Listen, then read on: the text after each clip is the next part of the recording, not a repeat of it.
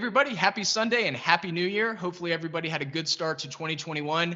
Today we're going to be starting season 3 of the Stock Trading Pit with special guest Etienne Botes, who is the creator of the Vortex Indicator, how it's derived, and how you can use it in technical analysis. Segment 2 is going to be the broad market recap, just going over the broad markets into the week ahead. Segment 3 is going to be going over managing risk with Etienne Botes as well. So Etienne did create the Vortex Indicator, but he also has a Vortex fund that he manages as well. And then segment 4 is going to be the weekend chart requests. So sit back, relax, and let's get started. This was something I stumbled upon a few years ago, and I'm honored to have Etienne with us today. And Etienne, thank you so much for joining us. And could you tell us a little bit about yourself and how you got into the markets?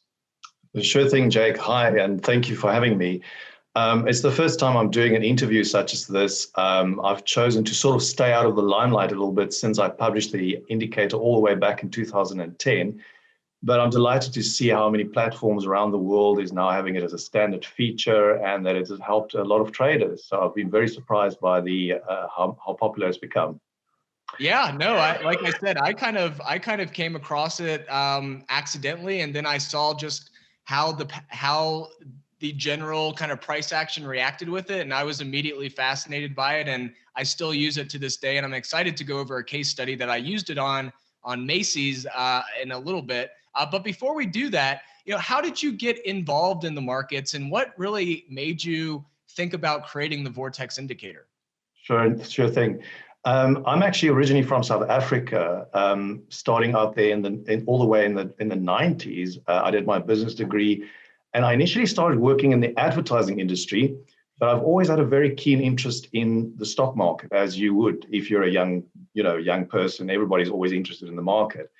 And a friend and I started to do a stock trading course where half this course was about fundamental analysis. I'm not sure if your audience is much familiar with fundamental analysis these days, but the other half of the course was all about technical analysis. And right from the word go, I was very intrigued by the idea that through the collective participation of a lot of market participants, it is expressed in a chart, which then you use a number of indicators to analyze a market to come up with a particular trading strategy.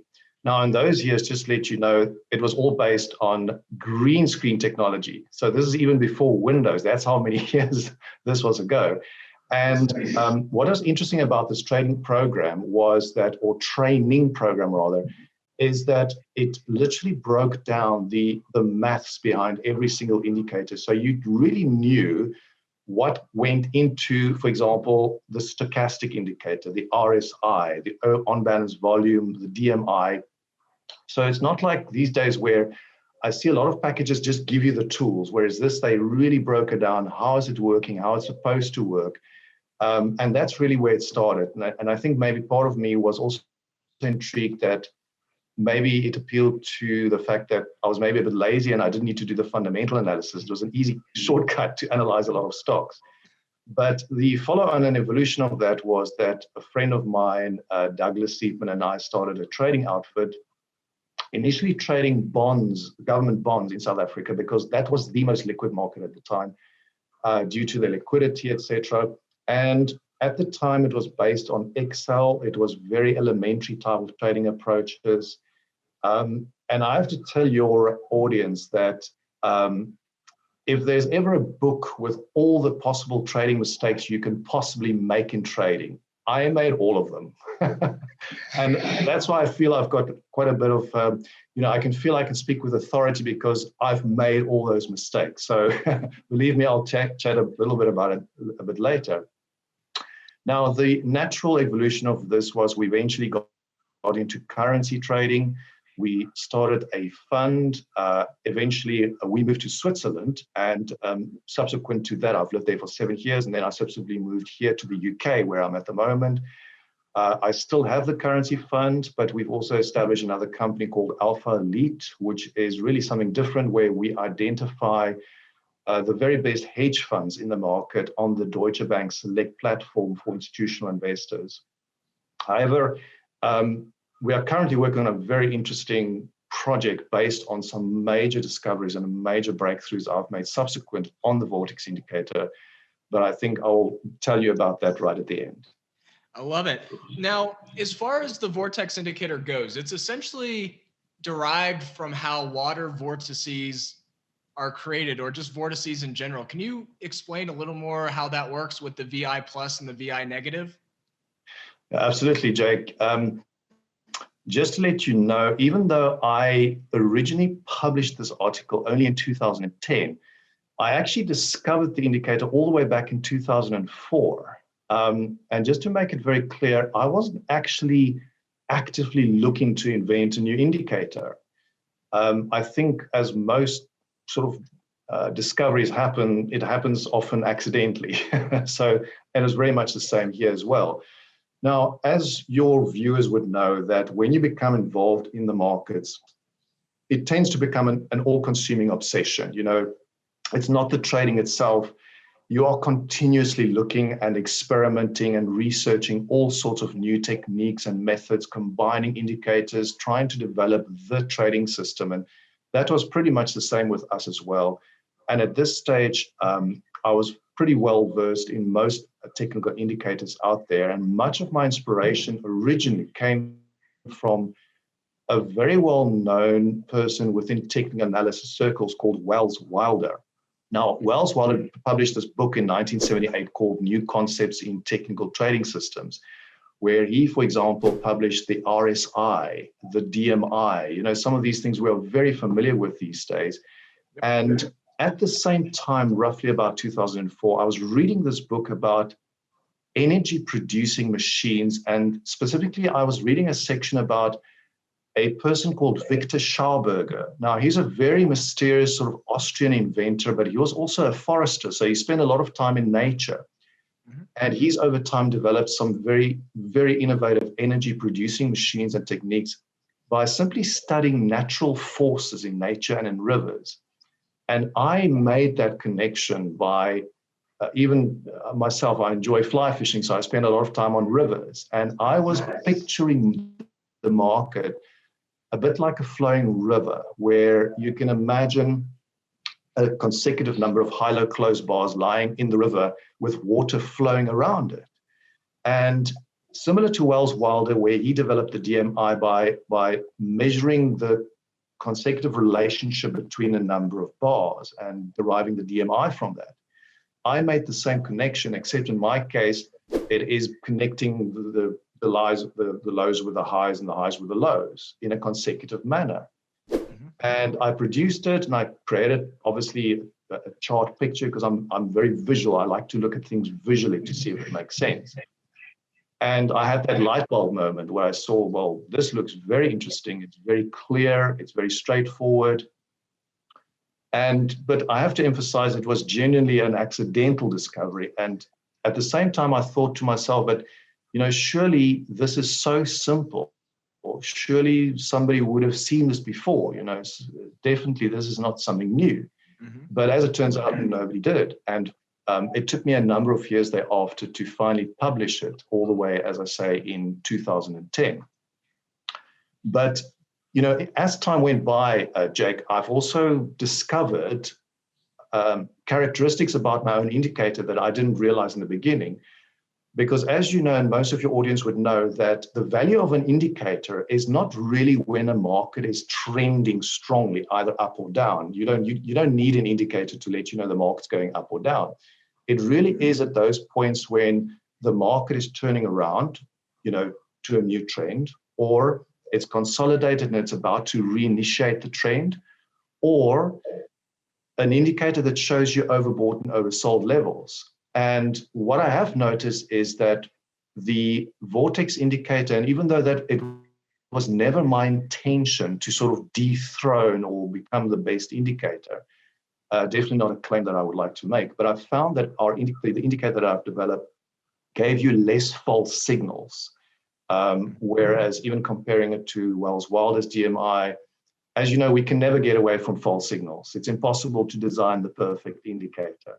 But I just found on a relative basis, I found that my indicator is showing you either to go long or short without messing you around with long, short before doing so.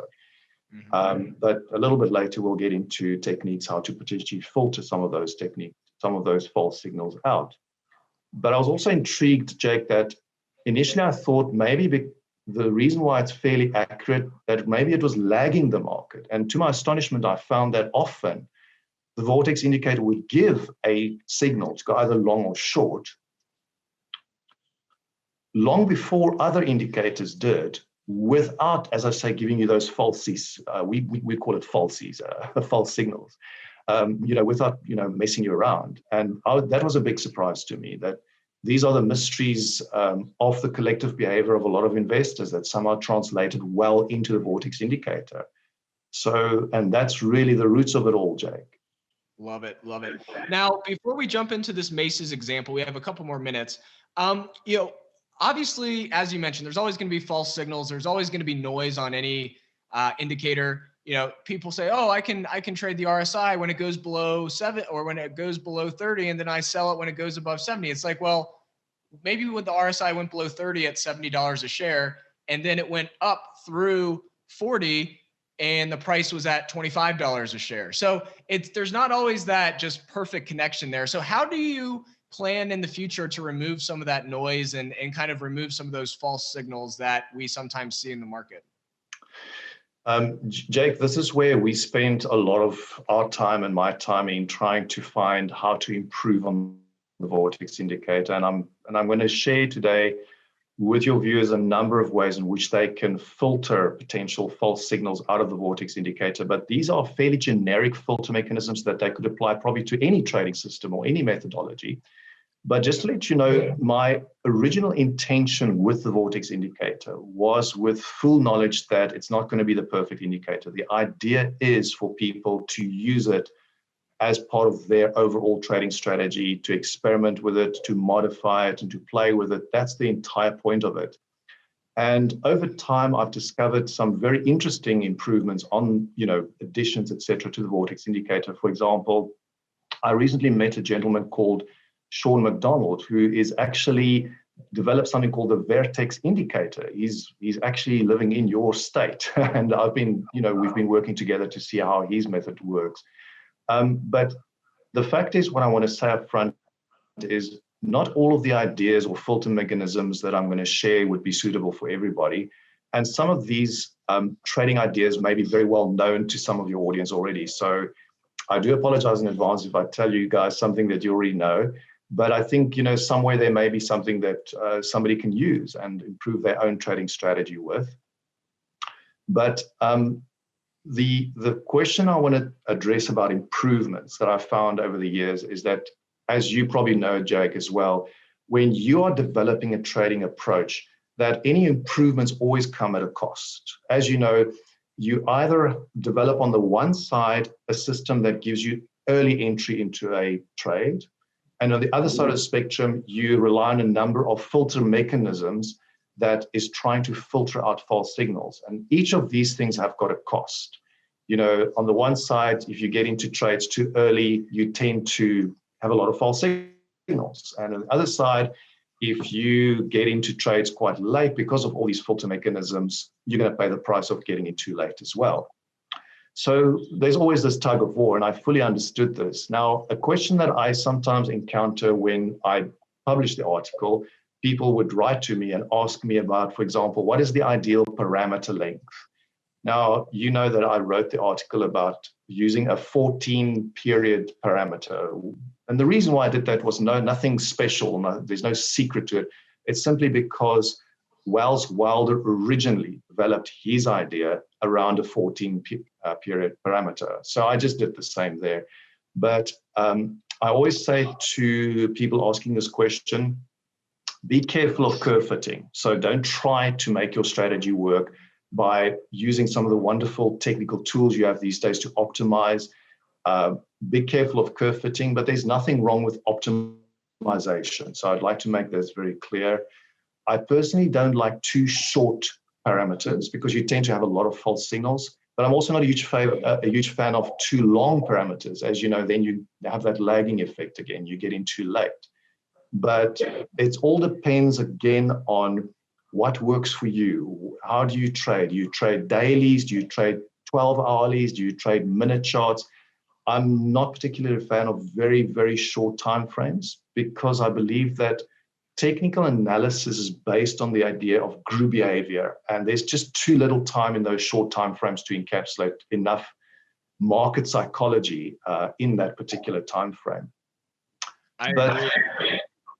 One thing I was going to mention that you touched on is the curve fitting, right? So, it's really interesting because, people do like to curve fit a lot of the time. And one thing I like to do as far as optimizing the Vortex indicator and other indicators out there is really looking at price action and just saying, okay, well, there's been 5 other times where this particular input has shown us that this is a signal. And so rather than curve fitting, those that are looking to use the Vortex indicator, try to optimize the input by just kind of doing a trial and error type approach where you're not necessarily trying to curve fit, but you're trying to go back in time and see, okay, this input has shown over the last X amount of times, this has worked. And I'm going to actually do that on Macy's here in a second. So before we jump into this Macy's example, anything else that you want to mention about the Vortex indicator? Well, Jake, what I want to share with your audience, I think, which could be very valuable, is some of the actual filter techniques that I would like to suggest that they can use on the Vortex indicator or on their own trading strategy as well. And maybe this is a good time to actually share some of that. Sure. The first one is the original technique that Welles Wilder actually published on his original DMI. The reason why I'm referring so much to the DMI, Jake, is just to let you know that visually these two look very much alike. They are there as trend indicators. So he originally also acknowledged the fact, as I do, that you will get false signals. As you know, that's when the VI plus and the VI minus is doing this sort of thing. It's giving you long, short after another. These things, that's a reality. You're not going to get away from that. So the one way in which Welles Wilder suggested to filter that in a very elementary way, which I also duplicated in my original article, is on the very bar, the high-low close bar that you would get your signal, meaning when the VI plus would cross over the VI minus to give you that long signal, is not actually to go long at the close of that bar, but to mark the top of that bar, the high of the session, as your entry point. So what often would happen is the market would pull back a little bit. So you put into the market the top of that bar as your entry level. And what could often happen is that the Vortex indicator is showing you long. So in other words, VI plus is above VI minus, but it hasn't breached that high yet. And often it does a few sessions later, or sometimes, in fact, many times, it would happen that the market would pull back from that level and actually drop down again. That means that you get now the opposite signal. So you never went into that long signal. Does that make sense as a first idea? The delay entry, right? The second one is, Jake, that we found through our research that sometimes the top of the market, now I'm talking long only, obviously your audience must know that they must do the opposite for the short entry. Obviously, if they trade futures and currencies, obviously. I have found one of the best filter techniques is exactly like the first one I've mentioned, but instead of using the high of the market, is to take the distance between the high and the low of that bar. So you take the high plus the low and divide it by 2. So you get the half of the bar and add that to the close of that session. And that becomes your potential entry level. So in other words, that becomes like the level. And if the market eventually should breach there, that's where you get long. Otherwise, if it doesn't go there, inevitably what happens is the market goes down and you get the opposite signal and you save yourself a false signal. Now, of course, a lot of traders will immediately say, but hang on, that means there's now a delay before you get in. So there's a cost because you're now getting in at a much worse level than you originally would have. And this is true.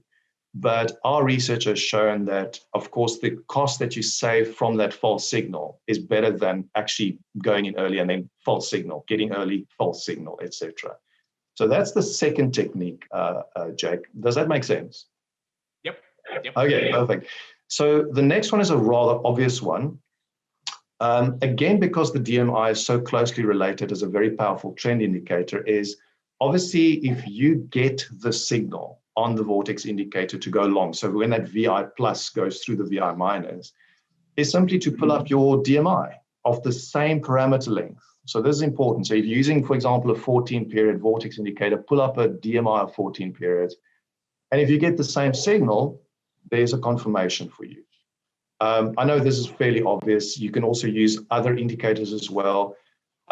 Jake, another interesting one is, I'm not sure if you know this, but you know, people are used to the RSI indicator as a single line that usually shows sort of an oversold situation.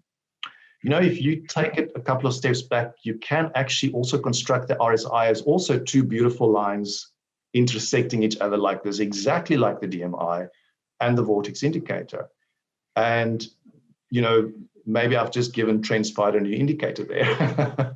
But it's a lovely visual way as well by using the actual calculation of the RSI to also have these two lines. And I found that to be very, very effective as well. But obviously, your audience can use any of their favorite indicators to act as a filter mechanism for the Vortex, just to confirm their actual signal. I know these things are quite elementary, but it's always good to keep in mind. So that's the third idea. So that's funny that you mentioned that, because on this Macy's example we're about to go over, I do have multiple other indicators kind of layered on top, because as you mentioned, there's not going to be just one signal or one indicator that's going to do it for us. So let's jump into this Macy's example. I have the Vortex indicator, I have the percent range, and I have the MACD all layered on top of each other to kind of give an overall signal rather than just looking at the Vortex indicator on one specific way. So let's jump in. We'll look at this case study on how you guys can actually use this, or how I used it over the last couple months on a Macy's trade. And let's jump right into it.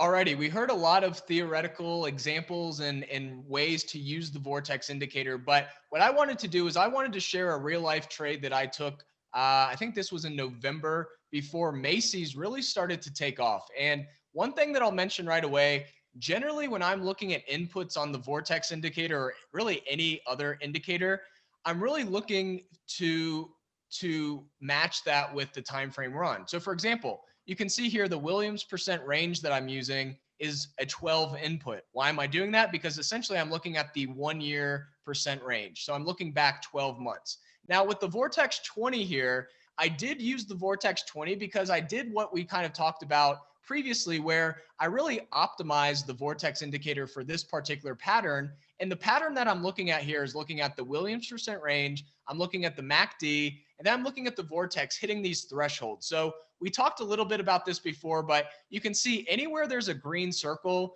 that is kind of part of the signal. So in this case, you can see the top part is just identifying the price action at which this signal occurred.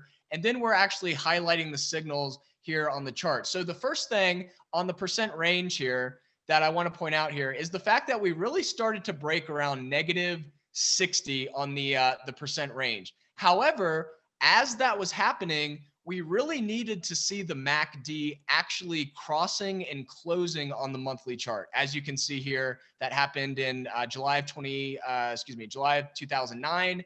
This was in January of 2018. And then it also happened in November of 2020. So what I want to point out here is you really have to have a trigger. The main thing that I was first looking at here was the fact that the Vortex indicator was at this threshold. And you'll notice that every stock is going to have a different personality. It's going to actually have a different threshold that it really tops and bottoms at. In this case, the Vortex indicator on the monthly chart for Macy's really showed topping out right around this this area around, let's say 1.3.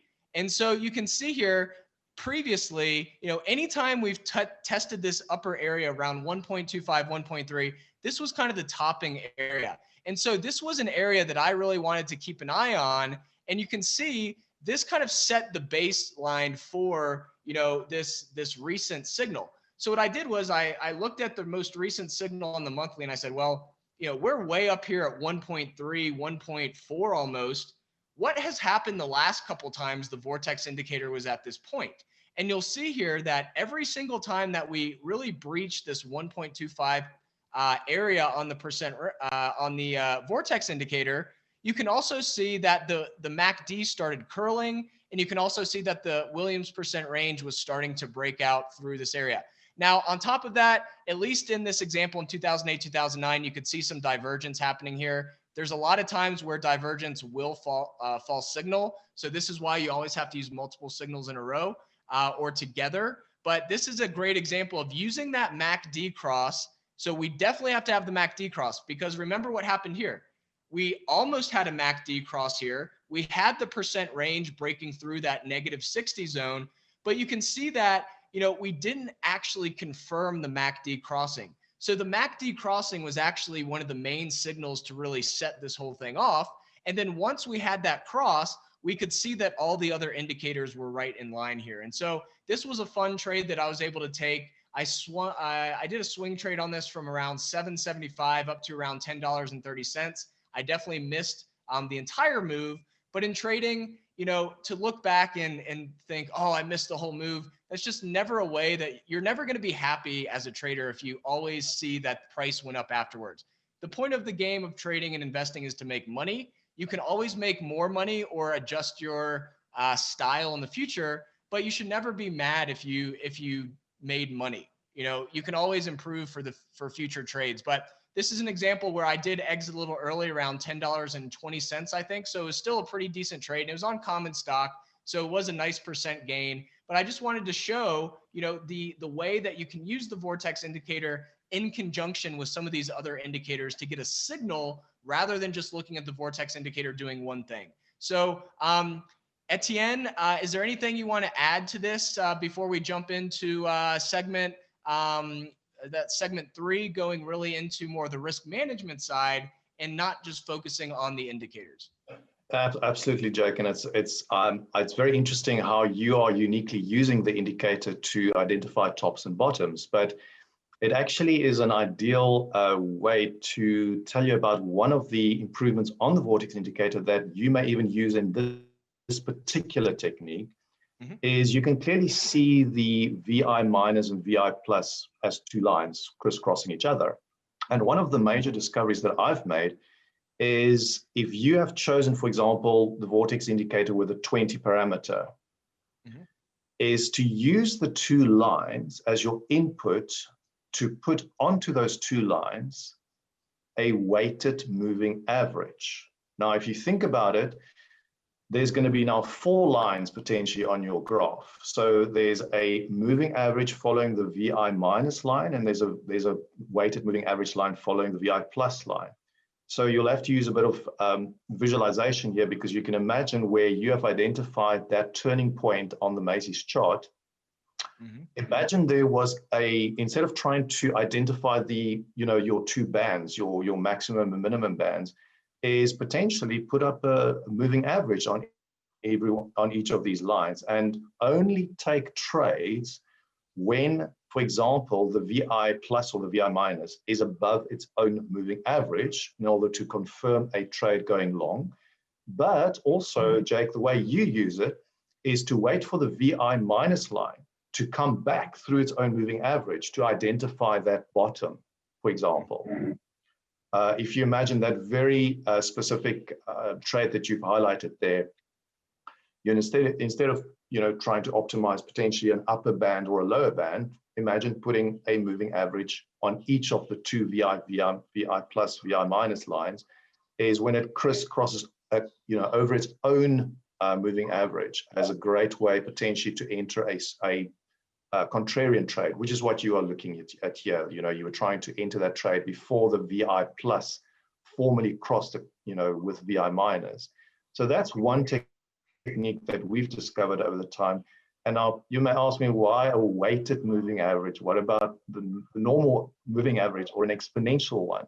It's just purely that our research have found that the weighted moving average is best. But of course, I leave that to your audience. They will probably discover a basic, straightforward moving average. But the key is that it should be the same parameter length as your Vortex indicator.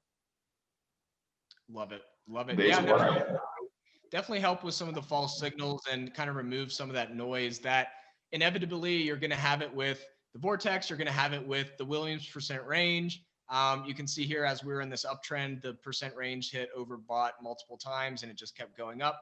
So definitely would be nice to have a little less noise on some of these indicators, especially the Vortex, just to get a better idea of what's really going on. Correct. And Jake, there's a very, very powerful way to potentially also filter trades, not just on Vortex, but any indicator. And this is not my idea, I have to tell you. This comes from a gentleman by the name of Toby Krabel. Now, Toby Krabel today runs Krabel Capital Management, a very, very successful hedge fund. And back in 1990, he actually wrote a book called Short-Term Trading Patterns for the Trading the Opening Range Breakout. Now, this book is floating around the internet going for about $1,000 because it is really valuable information that he's done a lot of research on two concepts. So the one is one that some of your viewers will be very, very familiar with is the inside bar. So just to describe for your more novice traders, an inside bar is basically if you've got a high-low close bar here, where the next bar is actually completely inside the previous bar. So in other words, the high and the low completely is, overshadowing the inside bar. And the other technique to combine with this, not as a combined condition, but as one or the other, is the narrow range concept. So in other words, you're looking for a trading bar that is shorter in range than its previous 3, 4, or 5. I know that Toby Krabel identified 4. I think they call it the NR4 signal. So just to make this clear, so your trading range for the bar that you get your signal on must be smaller than the preceding 3 bars. So to give you an idea on your chart, specifically there in Macy's, that beautiful long trade in the middle is instead of taking the trade to go long when the VI plus crosses the VI minus, is to actually wait for either one of these conditions to be met, either an inside bar or a narrow range condition to be met. And then also to combine it with some of the other filter techniques I've mentioned. In other words, again, not to go short or not to go long straight away, but maybe to put an entry level slightly away from where the market is, similar to what I said before. So, Jake, these are some of the best techniques that I've found to filter the Vortex indicator, which your viewers can use either in combination or they may pick and choose. Some of it may work for them, some may not work for them. But these are some of the typical sort of chart patterns or techniques that we've been deploying for our own trading systems to filter out these false signals on the actual indicator. There's one last one that I'm going to mention to you that is going to sound a little bit more obscure, and I was really struggling whether I should actually share that.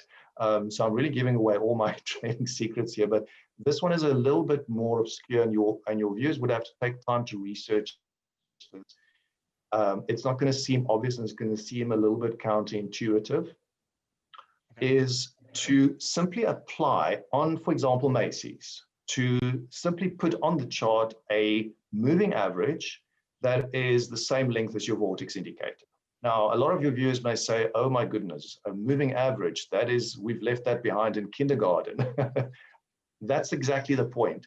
A moving average is probably one of the most, let's call it dumb indicators, because a moving average is simply something that will collide into the market whenever the market starts to consolidate. Now, by sheer chance, you've chosen a really good share chart here that works perfectly even on a moving average. So the argument's not really going to work here, but I'm going to give this message and your viewers can go and experiment with it. Whenever a market starts consolidating or pulling back, it's inevitably going to collide into its own moving average. That is a fact. It doesn't mean that it's going to be a short signal. It simply means the indicator is literally colliding into its own market. Is to look for conditions where the Vortex indicator, being a very powerful trend indicator and much more reliable than a moving average, is to look for instances where the two disagree with each other. So I'm going to repeat that. So it's whenever you have a situation in the market where the actual instrument that you're trading has collided with its own moving average of the same parameter length, and it's disagreeing with the vortex indicator. You can imagine you're setting yourself up for something that we have identified in the market as a very, very powerful concept.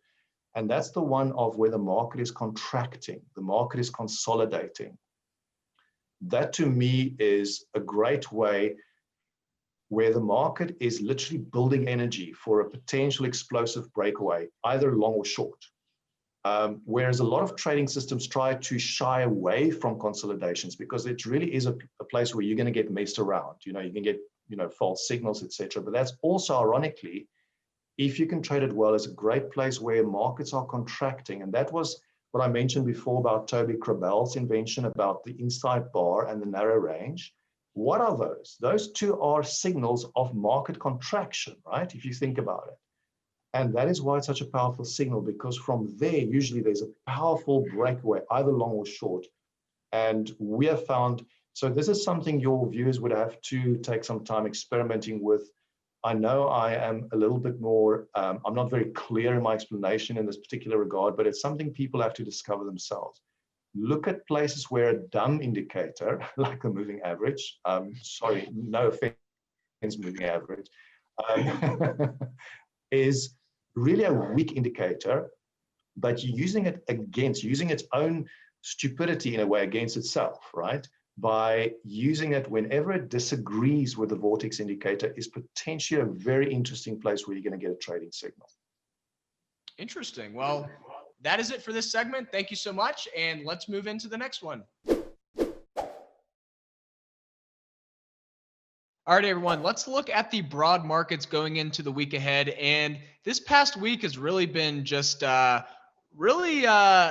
volume shelf themed. You're going to see the volume shelf really played a part in all of the charts that we look over. As always, we're going to go over SPY, QQQ, IWM, and then end it off with VIX, which is really interesting, honestly, because we have two gaps this on this chart that have really just not filled, and they're just trading, price is just trading right in between both of them. So going into SPY, you can see here that we did bounce off this volume shelf. The one thing that I want to point out here is this anchored VWAP from this breakout candle. So you can see here that we had this diagonal resistance really playing into price action a couple times. So if we do a cloned line, you'll see that we're really taking into account now almost all the price action that happened from mid-October all the way to pretty much elections. And then once elections were over, we finally broke out. And you'll notice once we anchor a VWAP from this breakout candle, and this is something that Brian Shannon taught me, and this is the reason why I kind of use this approach with the breakout anchored VWAPs, you can see how well the price action has respected this anchored VWAP. And what you can see here is I have an offset. I have a 1% offset from the original anchored VWAP, and you can see how well price action has respected this multiple times over the last 2 months. And you can see even earlier this week, we did actually test this volume shelf and right at the top of this anchored VWAP offset here. And so it really was just a volume shelf week across the board. And for those that are not familiar with the volume shelf, it's essentially an area where there's a lot of volume holding. You have the point of control, but you can also see there's other volume nodes here creating that shelf rather than just the point of control. And what I did was I anchored the volume by price from this October 30th low, and you can see how well price respected that. And then this acted kind of as a launch pad for price into the rest of the week. Now, on the weekly side of things, you can see here that we pretty much closed right at the top of this ascending wedge, right near the apex. And so we're getting close to potentially breaking out. A lot of people look at ascending wedges as bearish, but a lot of the time, honestly, I think more than not, I've seen these break to the upside rather than to the downside. So this will definitely be something to keep in mind going into the week ahead. Now, as we go into the Qs, we did have a really strong candle on the weekly side of things here. So you can see here, we've just continued to move up, and we'll actually start with the weekly side of things with the Qs. And you can see here that we measured the move from this August high all the way down to the September low. And you can see this 1.618 extension is right around 330 on the Qs. Now, on the daily side of things, you can see here, based on the based on the raindrops over the last few days, so Thursday and Friday, we had volume at the top of the range, clearly showing that buyers were in control. There was conviction by buyers near the top of the range. So you can see here, once again, we anchored the volume by price from that October 30th low, and we have this volume shelf really acting as a launch pad for price into the second half of the week. So going into the week ahead, we're pretty much at all-time highs, so kind of blue skies above. So that's why we'd want to use this 1.618 extension as price discovery happens into the first month of the year. So all in all, a crazy week with all the news that came out, but price action prevailed and we continued higher. Now going into IWM is one that's really trading right at this daily ascending wedge resistance. So you can see here, same thing, we anchored from this October 30th low. Once again, volume shelf acted as a perfect level of interest, pretty much where supply dried up. Remember, at this volume shelf, most shareholders or anyone who's participated, I don't want to say shareholders, but anyone who's participated in the market, especially for IWM or any of these examples, since October 30th, a majority of shares were holding here. So as price action was above it and then came back down to this volume shelf, a majority of shares are break even. So supply dries up. Once we get any type of uptick in demand, we get this launch off of this volume shelf. That's exactly what we saw. And you can see that we're trading right at this resistance line that's acted as resistance multiple times over the last few months. And until this proves itself as an area that really we can break through, this is going to continue to be an area where we could potentially have some supply side issues. Not issues, but just overall really getting through that area. We're going to need some more demand. Now, on the weekly side of things, you can see I have measured the move from the 2020 highs all the way down to the March lows. That's our measured move. And then our extension is right around 216, 217. Remember, these are generally areas, and this is where the sensitivity alerts really come in. So just right click, create an alert at this line. And if you want to create some cushion around this extension or any trend line, any moving average, Bollinger Band, anything that interacts with the upper side of the chart, you can use these sensitivity alerts to really get some margin of error around those areas, because at the end of the day, we're not always going to respect these areas perfectly. So on this particular case, maybe you want to be on the touch side of things. Whenever the price touches this area, you'll be alerted. Now, if you did want to be alerted anytime the price actually broke through, you wouldn't really need to use sensitivity. You would just use this breakthrough trigger, which essentially means anytime the price closes through this line, you'll be alerted. And remember, you always want to set those confirmation candles to as low as you can go, because that means whenever that 30-minute candle, in this case, breaks through and closes through this line, that's when we'll be alerted. Now, going into VIX, this is the last one that we'll look at on the broad market side of things. For the VIX, you can see that, as I mentioned earlier, we have two gaps. We have a gap above and we have a gap below. Now, the gap above doesn't show up on the weekly side of things. Now, the gap below shows up obviously on the daily, but you can see that we actually gapped up on this week in late February. And so you can see this gap below on VIX is definitely something to keep in mind. Now, remember, the VIX is something that's really not chartable. We do like to look at it just to get an idea of where it's at and where these gaps are. But all in all, the VIX is definitely not going to be able to be charted like SPY or the Qs or anything like that. So the thing to kind of bring home with this would just be that we still have this gap below. We've had this gap below, obviously, since February, and it still has not filled. When's it going to fill? I have no idea, but this is definitely a pretty bearish candle. But as I mentioned, we can't really look at the VIX chart like we can some of these other ones. So let's see what happens going into the rest of January 2021, and let's see if any of the January 20th action, which is obviously when the President Trump is leaving the office. Is there going to be any crazy news that happens from here till then? We already had some crazy news earlier this year, or earlier in the week. And we'll just have to see if we have any crazy events like that to kind of add to the uncertainty in the markets. Because remember, VIX is looking at uncertainty. And, when we have some of these events coming up, there's definitely possibly some uncertainty that can come about with those types of things. So let's see what happens. And that is the broad market recap. Let's move on to the next segment, and hopefully this was valuable for everybody. All right, everyone, into segment 3. We learned about the Vortex indicator in the previous segment, but what we really want to focus on, not only on the chart side of things, because charts are a big part of trading. They're a big part of just visualizing where price can go based on indicators, based on simple price action. But at the end of the day, we also have to manage risk.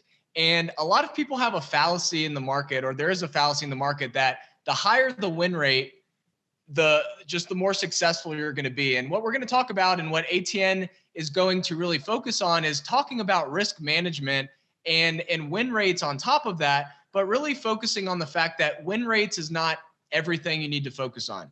And this is something I like to say: you can have a 99% win rate, and that 1% time that you mess up and you go too heavy in a position, that is when you can really just destroy all of the gains that you made from those 99 other trades. So Etienne, can you tell us a little bit about how you look at risk, how you manage risk in your fund, and just how you look at it overall?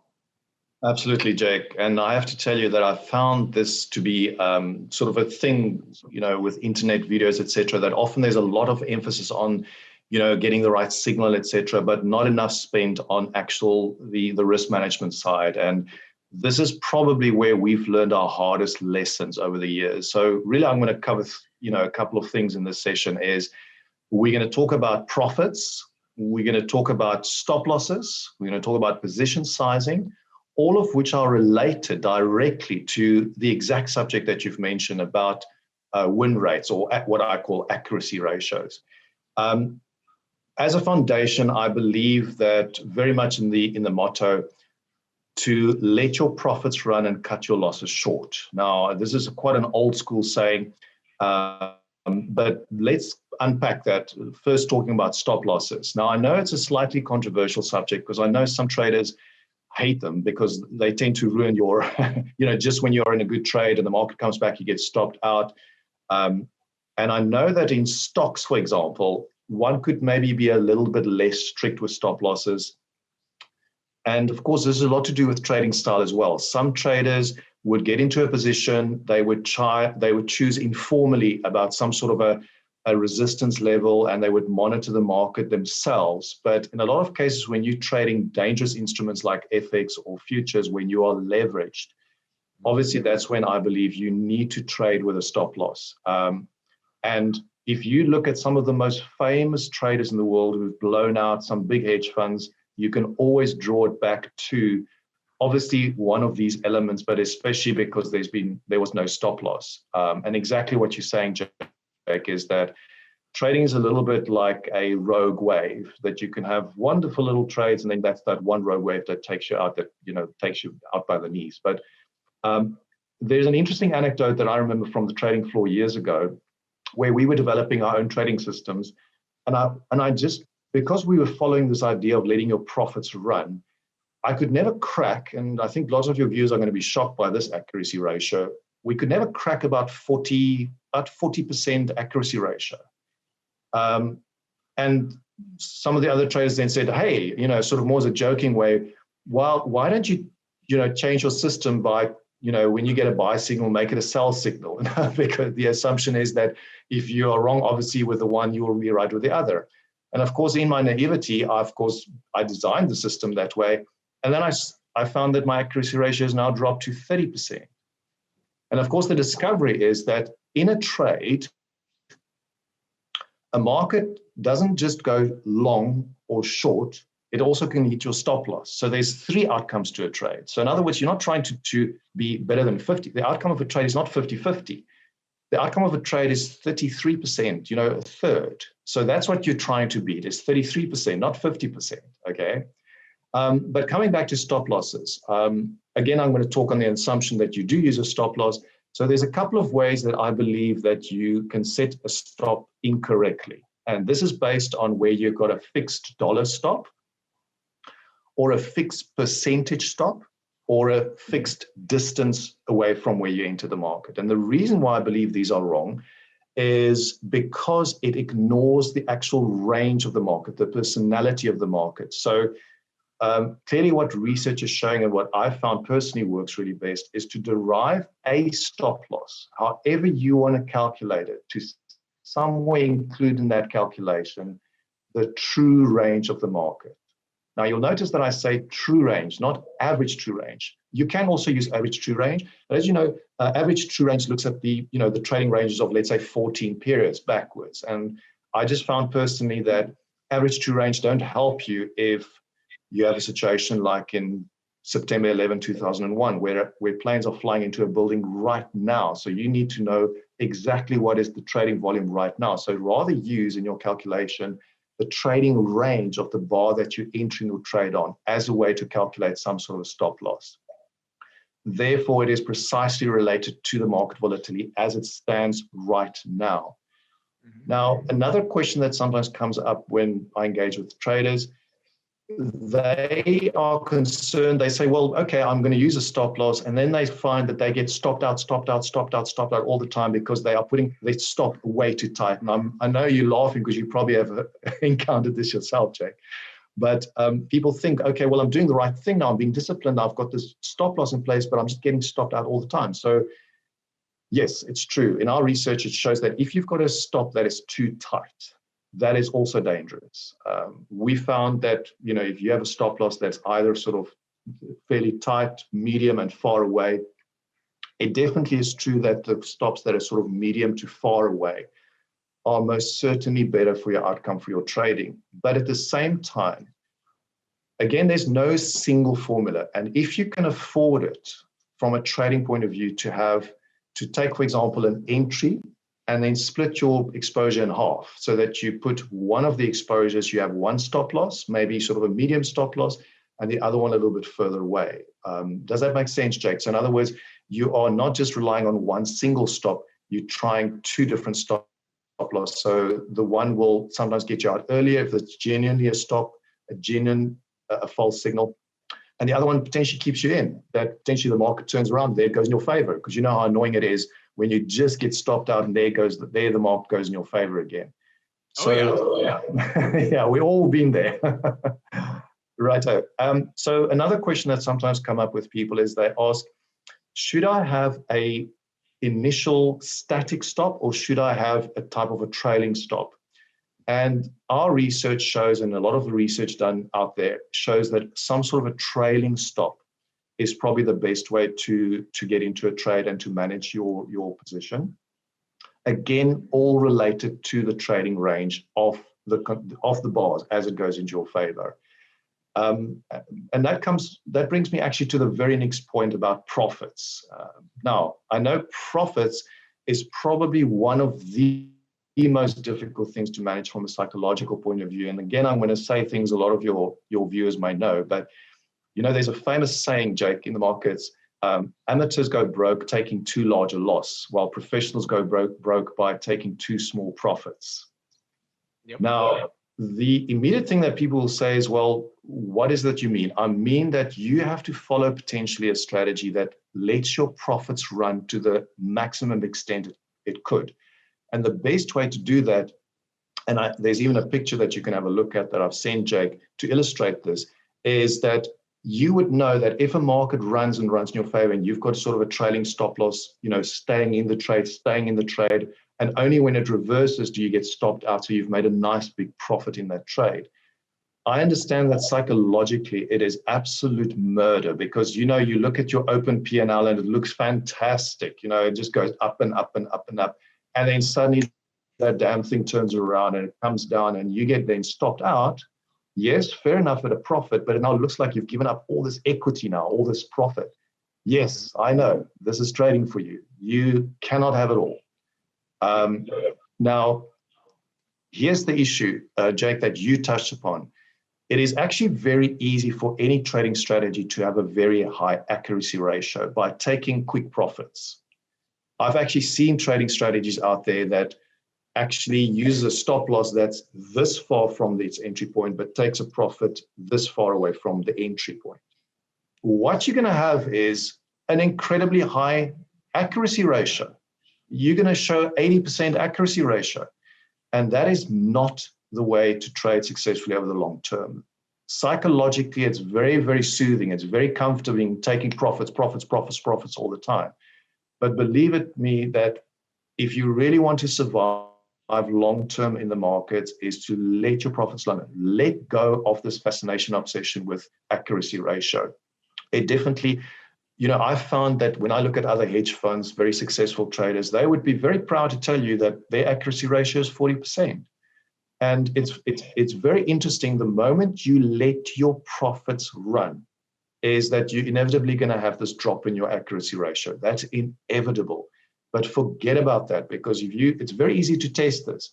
You'll see that you've got a trading system with a very high accuracy ratio. You'll see the profit is X. Whereas if you use the same strategy, but you use some sort of a trailing stop loss strategy, you'll see that, yes, your accuracy ratio is low, but your profits are much higher than your very high accuracy system. Mm-hmm. So that's very, very important. Now, I know that some people do like to take a profit. Personally, I'm not in favor of that. But if you're going to do that by using, let's say, a fixed static stop, is at least to aim to take your profit at a ratio of 1-3 or 1-2.5 or something like that, Jake. You know what I mean? That if you aim to have a stop loss this big, is to take a profit then at least 3 times that. I know that your audience is very familiar with this concept. Yep. Righto. So the last thing that I would like to talk about from a risk point of view is this issue about position sizing. Now, again, not a lot of attention is given to this. I'll give you the approach that we've been following for many years that's working very well for us. This is when a trader wants to trade a few instruments, or even just one. But let's say you want to trade, for example, gold, the ES, and crude oil. Now, remember what I said before, you already are using the best practice to design your stop loss. So you use the following inputs to design for you a trading exposure for every trade that you know is going to be consistent. So you know the following thing when you look at crude oil, for example. So the first input is you know what your account size is. The second thing is you've decided up front that you want to target about a 1% or a 2% or whatever it may be. That's going to be your target loss. In other words, you know that I'm happy to give up, 2% per trade or whatever that might be. The other thing you've now also done is you've designed your stop loss point that is related to the true range of the market. So you know the distance between your entry and your stop loss, whatever that might be. And as you know, it's going to be different between gold and crude oil and ES and copper, etc. This distance is going to vary because each of these markets have got a different trading range. That's just natural, right? Yep. But you also know what is the per point value of every one of these particular instruments. As you know, gold, it's got a particular per point value.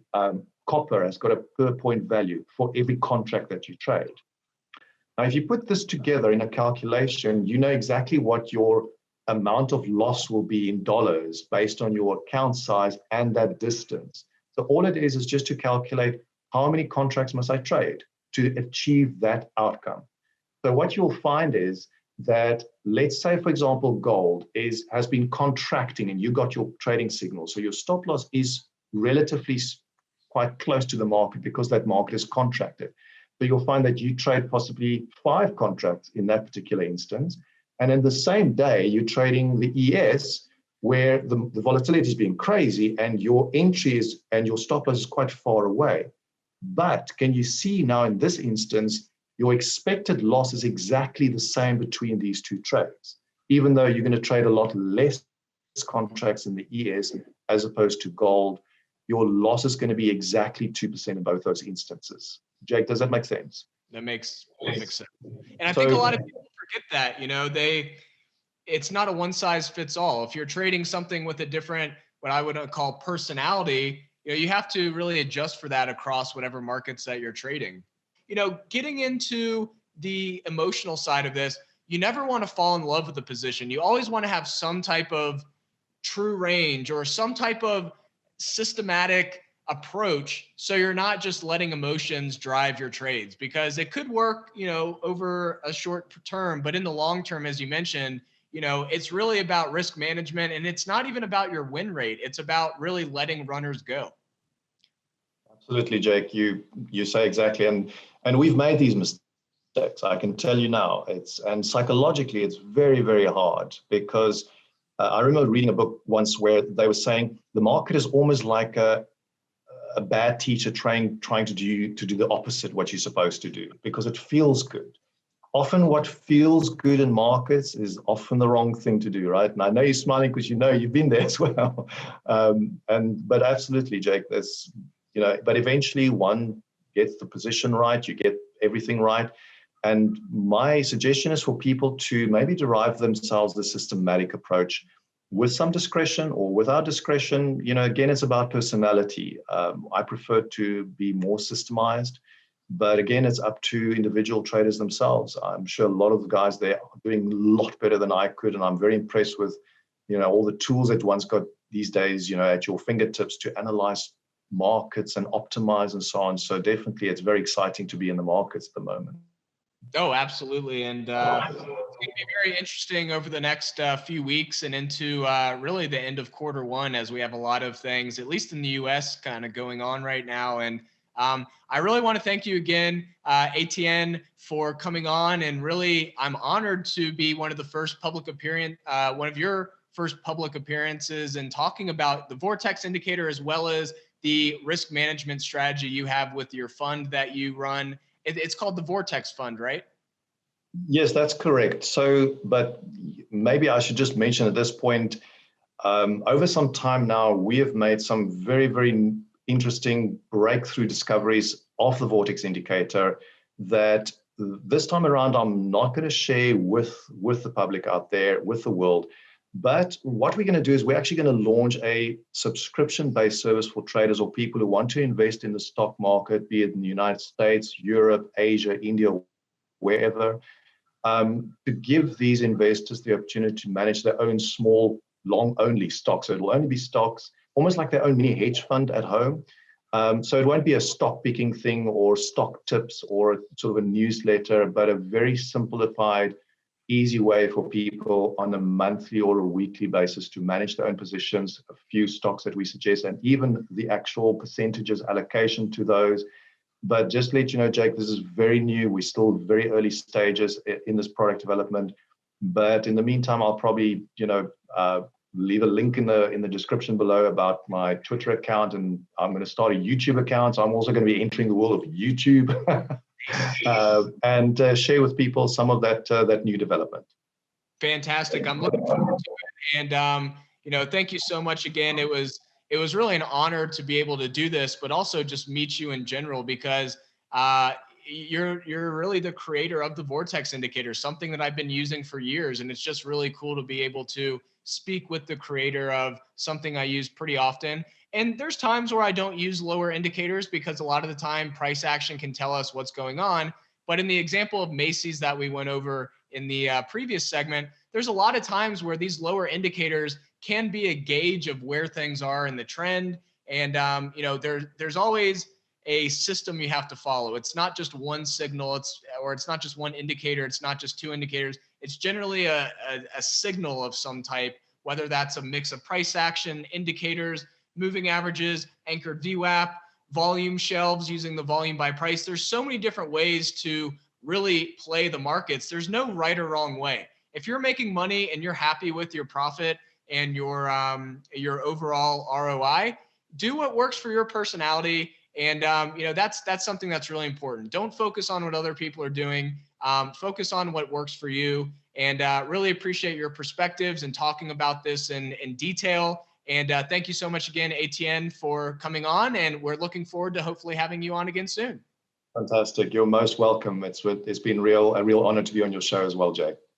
Great. Well, everyone, we will be going into the chart requests next. And we have 5 to go over. So sit tight. We have one more segment to go, and we'll start that here in a second. Alrighty, let's look at some weekend chart requests. We always post a post on our Twitter just asking what are some charts you guys would like to see. And in this case, we have 5 charts that we're going to go over. We have FUBO, NEO, NVDA, CRM, and TLRY, which is Tilray. So into FUBO. FUBO has been a crazy stock to watch over the last few weeks. We had this massive move up and then literally right back down to where we started. The main thing I want to point out here on the daily candle is the fact that if we measure this move from September 24th to October 5th, you'll see some of these extensions have really played out really cleanly. So we have the 8.618 extension that finally acted as a level where sellers came into play, shown by this red circle. But then you can see this 2.618 to the downside actually acted as a really strong level of interest for buyers over the last week or so. So you can see here that's shown by the green circle. And now we're really trading within this decently tight range. But for FUBO, with it being so volatile, that range is literally from 23 all the way up to 30. So quite a range that we've been trading in over the last week. On the weekly side of things, what I've done is I've anchored the volume by price from this March capitulation point on March 30th of 2020, or at least that was the week of March 30th, 2020. And you can see here, the volume shelf is really playing into price action here. We're pretty much trading right at it. We've got this doji forming for the week. And so this could be a level of interest where supply dries up. So remember, a majority of shares are holding at this volume shelf. That's what the volume shelf is showing. So as the price was trading way up at $60, people were up almost 100%, whoever bought from around, let's say, $27 to $30.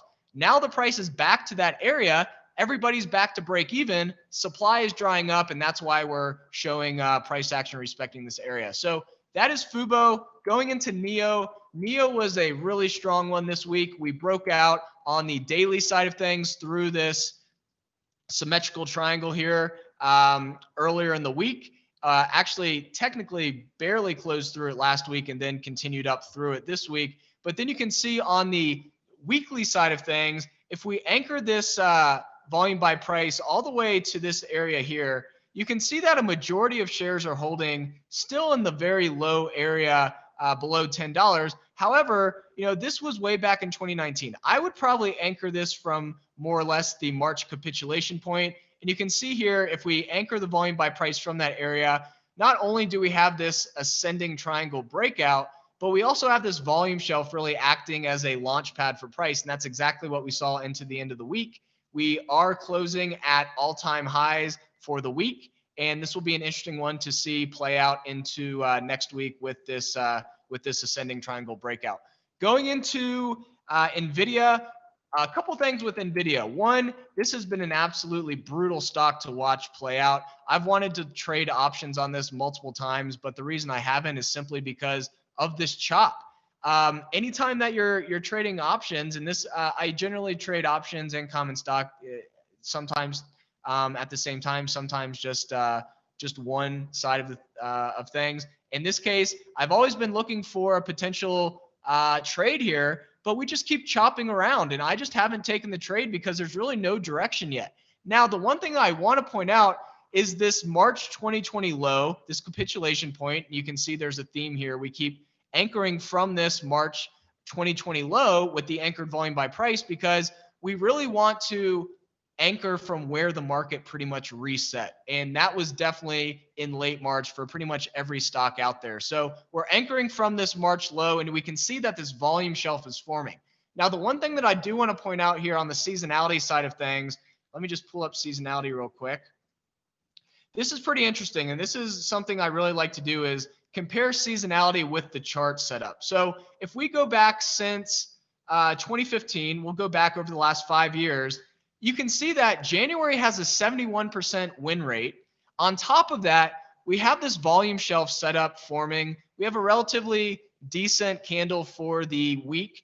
And so not only do we have this volume shelf setup, but we also have a very strong win rate over the last 5 years for January. Now, 71% does not mean that January has a 71% chance of closing green. It means over the last 5 years, 71% of Januaries have closed green. So just keep that in mind whenever you're using this seasonality tool on TrendSpider.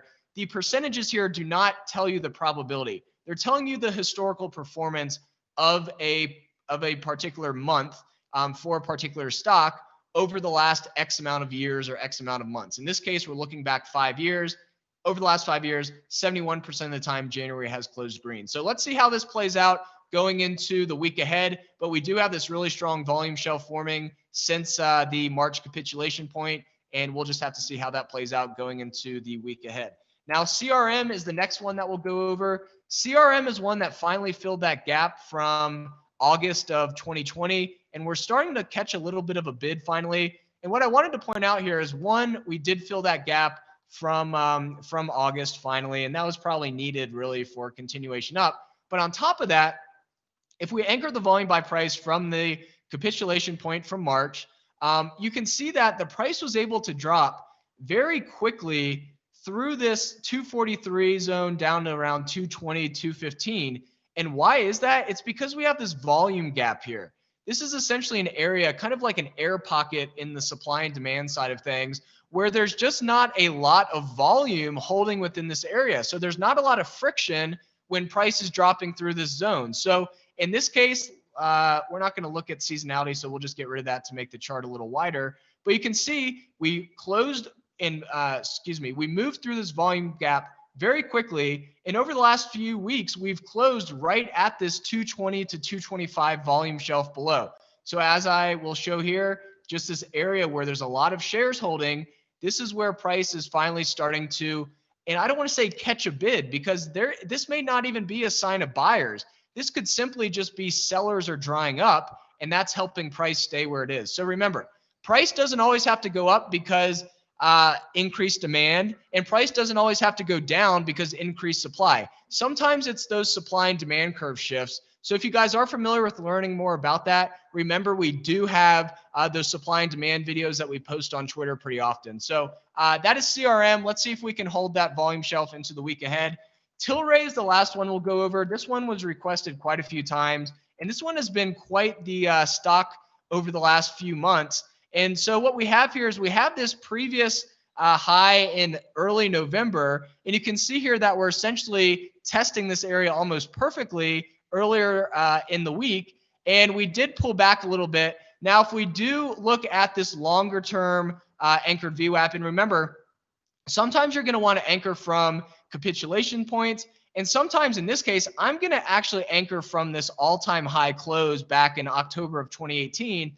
You'll see that there is so much volume holding at this particular area, and this is kind of acting as a launch pad for price. Now, if we do anchor from this March low as well, you'll see we're pretty much right at the same area. Most of the shares are holding right where they were showing from that all-time high, and you can see that this volume shelf is really acting as an area for price to move up off of, kind of creating a base for price. And so we'll see if this continues up into the weeks ahead. Obviously, with some of the political stuff that's happened, this is definitely in favor of marijuana and just legalized marijuana in general for the U.S. So let's see if this continues up. Remember, this has seen some crazy highs, but also keep in mind that this is a beaten down stock, and it's really still not in any type of uptrend yet. We're still just kind of trying to figure out what's going on. One thing that I will point out here is if we do draw this diagonal line, we technically did close through this resistance line. And so if we do draw another line right here, let's say right around here, we'll make this a parallel line. And so, this is a zone that we have broken out of, and let's see what happens going into the week ahead. So everybody, thank you so much for watching this first episode of season 3. We really appreciate everybody's support, especially last year. You all made this a really successful time for TrendSpider, and we hope to provide a lot of new features for you in 2021. Looking forward to continuing to do these and having new guests on over the next couple months. And make sure to always check out the platform. If you have any questions, let us know. But we do have that 7-day free trial if you want to try any of these features out that I touched on today. Everybody have a great rest of the weekend. Happy trading into next week, and thanks so much.